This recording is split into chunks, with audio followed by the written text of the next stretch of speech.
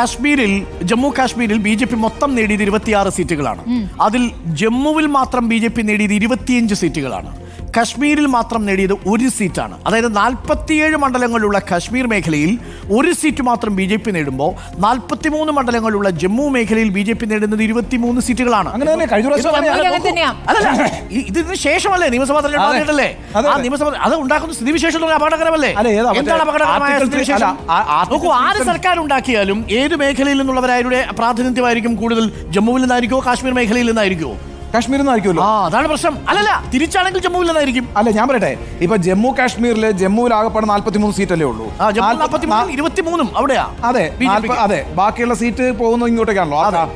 പിന്നെ ജമ്മുവിലെ 23 സീറ്റല്ലേ കിട്ടുന്നു, 24 സീറ്റല്ലേ. അതായത് ഒരു ഭരണതലത്തിൽ ഒരു രാഷ്ട്രീയ അസന്തുലിതാവസ്ഥയുണ്ട്, പ്രാദേശിക അസന്തുലിതാവസ്ഥ എവിടെയുണ്ട്? അതുണ്ട്. ഇപ്പൊ ഞാൻ പറയട്ടെ, 47 സീറ്റുള്ള കാശ്മീരിൽ വലിയ മുന്നേറ്റം ഉണ്ടാക്കുന്ന ആരൊക്കെയാണ്? നാഷണൽ കോൺഫറൻസും അതേപോലെ തന്നെ കോൺഗ്രസ്.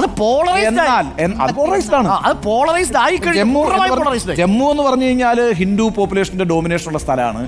കാശ്മീർ എന്ന് പറഞ്ഞാൽ കാശ്മീർ വാലി എന്നാണല്ലോ നമ്മൾ പറയാ, താഴ്വര മുസ്ലിം ഡോമിനേഷൻ ഉള്ള സ്ഥലമാണ്. ആ ബൈഫർക്കേഷൻ ഉണ്ട് അവിടെ,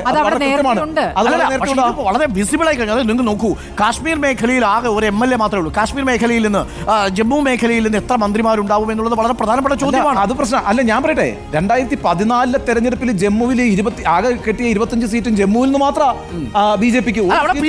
പക്ഷെ അപ്പുറത്ത് അല്ല, സർക്കാർ ഉണ്ടാക്കിയപ്പോഴേ അതുകൊണ്ട് 28 സീറ്റ് ഇപ്രാവശ്യം 38 പേരും കോൺഗ്രസ് നാഷണൽ കോൺഫറൻസിൽ 38 പേര് വരുന്നത് കാശ്മീർ മേഖലയിൽ നിന്നാണ്. 13 പേര് വരുന്നത് BJPക്ക്. അതാണ് ഏറ്റവും പ്രധാനപ്പെട്ട കാര്യം. ഇപ്പോൾ വന്നുകൊണ്ടിരിക്കുന്ന വിവരങ്ങൾ വളരെ പ്രധാനപ്പെട്ടതാണ്.